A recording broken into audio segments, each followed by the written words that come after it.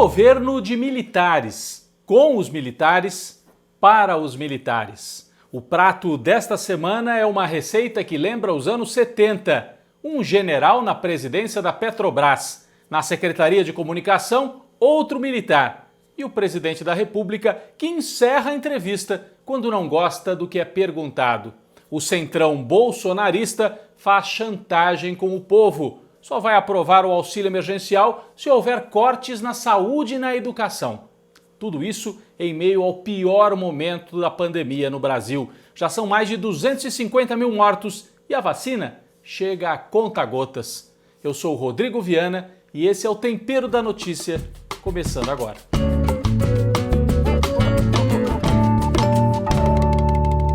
Nos anos 1970, 1980, os militares atacavam, às vezes, fisicamente os jornalistas. Iam para cima mesmo. Tem várias cenas aí no arquivo. O general Newton Cruz, por exemplo, agredindo, ameaçando jornalistas e fotógrafos. O senhor está pedindo que esqueçam a emergência. Não, eu estou pedindo, não, esqueça a minha. Emergência não estou ligando para isso. Esqueça se quiser. O Distrito Federal jamais vai esquecer o estado de emergência. É o que você diz. Talvez não esqueça porque viveu tão bem os 60 dias que não vai esquecer mais.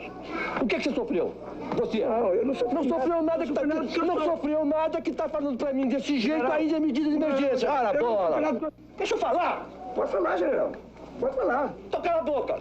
Brasília, pacata e ordeira. Brasília, desliga essa droga então. Como repórter da Rádio Jornal, eu me sinto honrado de levar o empurrão que o general... Deixa eu falar aqui. Olha aqui, garoto.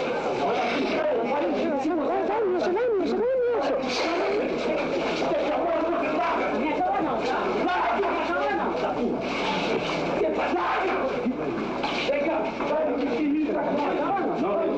Mete a mão, tá?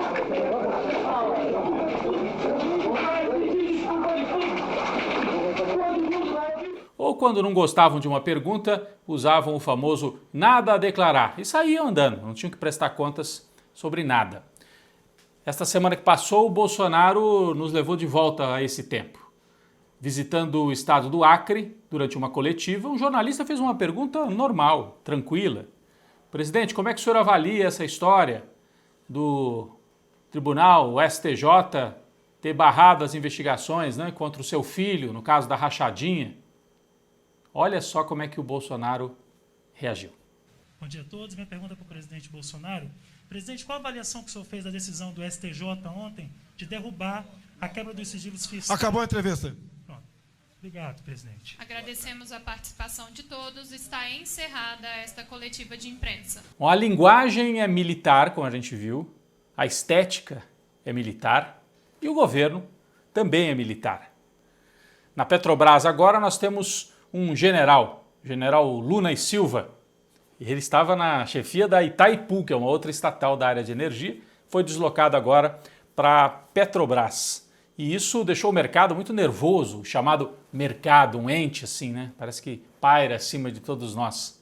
O mercado ficou muito nervoso. O mercado que ajudou a eleger o Bolsonaro, dizendo entre PT e Bolsonaro, é melhor o Bolsonaro porque tem o Paulo Guedes.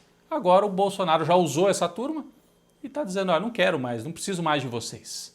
O Bolsonaro nomeou esse general para fazer uma encenação de que está preocupado com o aumento de preços, que é quase diário, da gasolina e do diesel. O Bolsonaro, na verdade, está perdendo popularidade e um dos motivos vem daí, da economia. Então ele nomeia um general, dá a entender que vai intervir no preço. Desde 2017 a Petrobras usa uma política de reajuste implantada pelo Pedro Parente, né, um tucano que foi lá para a Petrobras depois da derrubada da Dilma, para agradar os acionistas, quem tem papel, quem tem ações da Petrobras, e não para prestar contas para o povo que precisa encher o tanque do seu caminhão, do seu carro, da sua moto. É assim que está funcionando. Então, o Bolsonaro fez esse movimento, deixou o tal do mercado confuso. Um conselheiro da Petrobras deu até entrevistas dizendo coisas desconexas, né? Ele dizendo, o Bolsonaro agora vai dar uma de comunista igual o PT? Comunista? Bom, primeiro que o PT não é comunista também. O Bolsonaro muito longe disso. E o outro fato é que intervir no mercado não tem nada de comunista, né? Governos que pretendem desenvolver o seu país, às vezes, têm que intervir. É com o peso do Estado que os países menos desenvolvidos conseguem superar obstáculos. Se deixar tudo na mão do mercado, as coisas não funcionam, nunca funcionaram no Brasil. Mas essa turma é extremista de mercado, né? E essa turma ficou muito nervosa com o Bolsonaro. Bom, o governo tentou acalmar as coisas dizendo que pretende privatizar a Eletrobras. Então é uma no cravo, outra na ferradura. Intervenção na Petrobras para passar um sinal de que vai controlar o preço da gasolina. Aí a Bolsa de Valores fica instável, então vamos privatizar a Eletrobras. Quem que vai querer comprar a Eletrobras nesse momento? O mundo está em crise, o Brasil tem uma imagem péssima, então é encenação. Não tem recurso, não é o momento, nós estamos no meio de uma pandemia, é encenação e mostra as contradições que vão se avolumando nesse governo. Ele tem que, ao mesmo tempo, dar conta da sua base popular. O Bolsonaro tem apoio ainda, 30%, caiu, mas tem 30%. Precisa desse apoio para não cair mais, né, para não ser derrubado. Mas ele precisa também dialogar com os setores da elite brasileira. Nesta semana, ele preferiu dialogar com os de baixo e deixou a turma de cima muito nervosa. Um sinal das contradições, um outro sinal. No Congresso, o Paulo Guedes está tentando passar um auxílio emergencial, que acabou, né, em dezembro, aquele auxílio que foi dado durante a pandemia, era de 600, caiu para 300, e agora o Paulo Guedes quer aprovar um novo, a partir de março ou abril, de R$250, que não dá nem para as pessoas comerem. Fora isso, ele diz que só pode aprovar por 4 meses se houver cortes na saúde e na educação. Os pisos constitucionais, o que é isso? A Constituição de 88 estabelece alguns pisos. Na educação, estados e municípios precisam investir 25% da receita. Então, 25% do orçamento tem que ser para a educação. No caso da saúde, 12% nos estados e 15% nas prefeituras. Então, o orçamento da prefeitura tem que destinar 15% para a saúde e no estado, 12%. Eles querem acabar com isso, acabar com esse piso mínimo de investimento. Dizem que isso é uma amarra, que isso atrapalha, que assim não dá para tocar para frente o orçamento. Então querem aprovar o auxílio emergencial fazendo uma chantagem. Só aprovamos se a gente puder mexer com isso. Esse é um velho sonho dos liberais, dos neoliberais brasileiros. E eles estão querendo aproveitar a pandemia, as pessoas à beira da fome e da morte, para aprovar isso. Houve muita resistência, foi lançada uma palavra de ordem, auxílio sim, desmonte não, ganhou muita força e essa semana foi barrada esta votação. Semana que vem ela deve voltar no Senado Federal, mas o governo, por enquanto, não tem votos para aprovar essa chantagem. Não tem. Houve resistência dos movimentos sociais, movimentos de educação, saúde, e o governo, por enquanto, está derrotado, pelo menos nesta questão. Bom, é o único governo do mundo que quer reduzir investimentos em saúde e também em educação no meio de uma pandemia. E a pandemia se agrava no Brasil. 250 mil mortes, já passamos disso. Pior, esta semana, na última quinta-feira, foi o recorde de mortes em 24 horas, mais de 1.500 mortes. A tendência é que isso permaneça ao longo das próximas semanas. E a vacina? A vacina não chega, vem a conta-gotas, falta coordenação, faltam insumos para que o Butantan em São Paulo e a Fiocruz no Rio, cada uma em parceria com um laboratório internacional, possam produzir as vacinas necessárias para o Brasil. Enquanto isso, as UTIs vão entrando em colapso. Na Bahia, no Rio Grande do Sul, em São Paulo o setor privado já tem fila de espera nas UTIs. Aqueles hospitais famosos de São Paulo, não tem mais vaga. Se você tiver Covid e tiver um convênio desse que cobre esses hospitais, não adianta, não tem vaga na UTI. Então, a situação é dramática. Os especialistas, o professor Nicoleles, por exemplo, disse que se o Brasil não tomar medidas drásticas, um lockdown, uma parada nacional, o que aconteceu em Manaus vai acontecer em boa parte do território nacional. Um colapso da saúde em todo o Brasil. Essa é a situação que nós vivemos e, enquanto isso, o governo, para se defender, porque a situação vai ficar muito feia, vai enchendo de militares nos principais cargos. Agora, nesta semana, além da Petrobras, Secretaria de Comunicação, a famosa SECOM, que distribui dinheiro para as emissoras, para as rádios, jornais, né, privados, está na mão agora de um almirante Um almirante da Marinha, o que será que ele entende de comunicação? Mas na verdade é porque o Bolsonaro não está satisfeito com a imagem que está sendo vendida do governo. O antigo secretário, o Fábio Van Garten, era muito bom para pedir cabeça de jornalista, mas para operar a comunicação parece que não funcionava muito bem. Então, um governo militar para resistir à queda da popularidade que vai se acentuar nas próximas semanas. Essa tem sido a receita do Bolsonaro e é com isso que nós vamos ter que lidar ao longo desses próximos meses.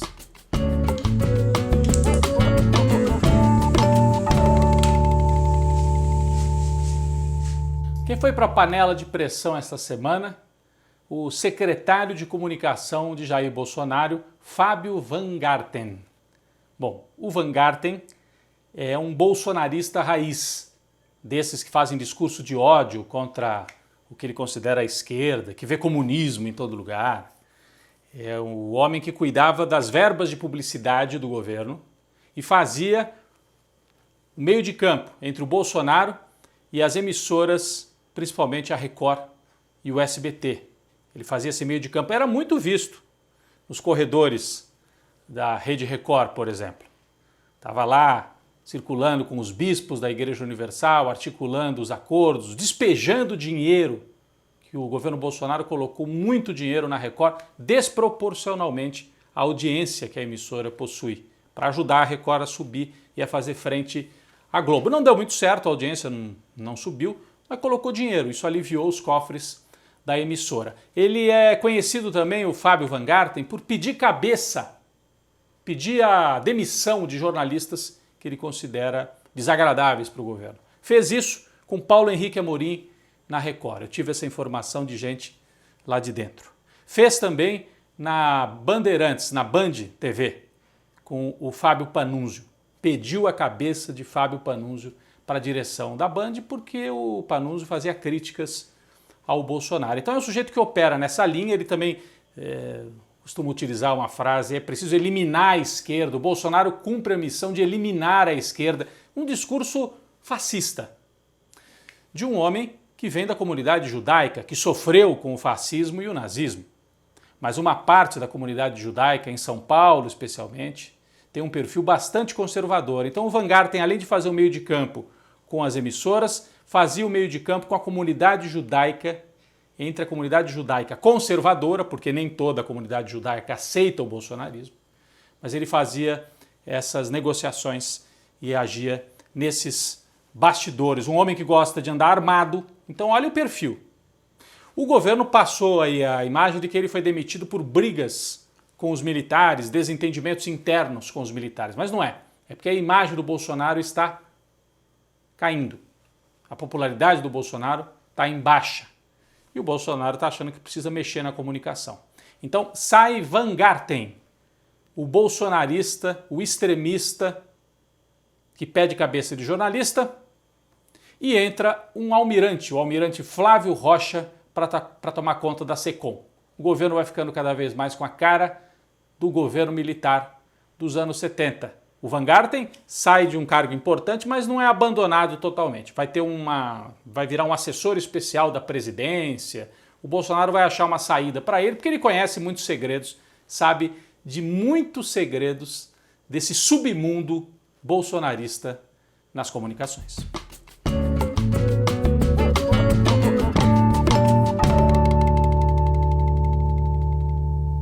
Outro dia aqui na nossa sobremesa eu indiquei uma série espanhola, Diz-me Quem Sou, e hoje vou indicar uma outra série que está no Netflix, em língua espanhola, mas essa tem uma produção que é meio argentina, meio espanhola. Vientos de Água. Ela conta duas histórias em paralelo, de um pai e de um filho. O pai, na época da Guerra Civil na Espanha, 1935, 36, ali nos anos 30, né? Foge da guerra, foge daqueles conflitos, cruza o Atlântico em direção à Argentina. Então tem todo o pano de fundo político, mas é uma história humana, né? Uma história desse deslocamento, uma pessoa que deixa a família para trás, não sabe o destino daquela família no meio da Guerra Civil e vai tentar a vida na Argentina e constrói a vida na Argentina. E aí, aos poucos, ele vai se habituando a Buenos Aires, ele participa de movimentos políticos também em Buenos Aires, é anarquista, trabalha como operário. Enquanto vai se contando essa história dos anos 30, 40, ao mesmo tempo conta-se a história do filho dele, que vive no começo do século XXI, naquele período do Corralito. Vocês se lembram? Quando na Argentina o governo tomou o dinheiro de todo mundo, os bancos tomaram o dinheiro e as pessoas ficaram sem os seus recursos. E aí o filho deste migrante espanhol faz o caminho inverso, migra da Argentina, sem perspectivas, para a Espanha. E também todos os dramas já no século XXI, o preconceito contra os migrantes, ele convive com gente de outras partes da América Latina, né, dominicanos, colombianos, que sofrem muito preconceito na Espanha, e os dramas pessoais. Os dramas pessoais. O fundo é político, mas é uma história humana muito bonita, muito bonita. O diretor é Juan José Campanella, o mesmo diretor de O Segredo dos Seus Olhos, um filme argentino que fez muito sucesso. É um homem que até tem posições políticas, ele apoiou o Macri na Argentina, ele é contra os peronistas de esquerda, contra a Cristina Kirchner, mas não importa. Como artista, como diretor, é uma marca muito importante e fica aí então a dica. Vientos de Agua, uma belíssima série em língua espanhola, diretor argentino, produção argentina e espanhola. Foi uma nossa sobremesa desta semana.